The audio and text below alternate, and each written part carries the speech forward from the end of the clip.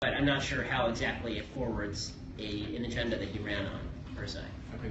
My second question is really more as college conservatives as a whole, that living even at a southern university where they can be a little more conservative, what would your main advice be for college conservatives on campus, especially ones that are trying to change media or ideas on campus as well? So, I mean, I think that the main advice is that you have to pick your spots.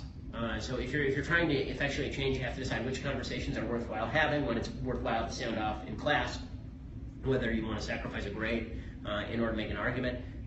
We have to be a lot more careful than people who are on the left on campus. And so we should always keep that in mind, because the tendency is always, okay, let's fight. Well, sometimes the fight is counterproductive. Sometimes if you're fighting with a professor and the professor has the power to flunk you, and you know they're going to if you make the argument, it's better not to get the F, because that crushes your GPA.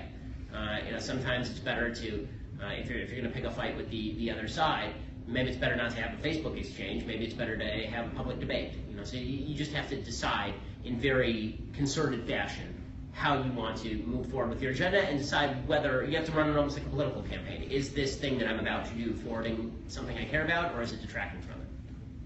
And I have a question. This is about sort of Steve Bannon said he's the leader of the Trumpist movement.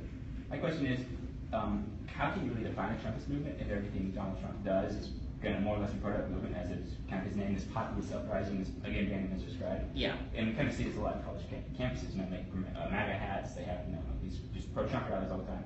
And where's this line drawn between conservatism and Trumpism, if Trumpism even really exists? So I don't think Trumpism exists. I think that Trump is I think that the Tea Party has worn many hats, and I think that the MAGA hat is just one of the hats that the Tea Party has worn.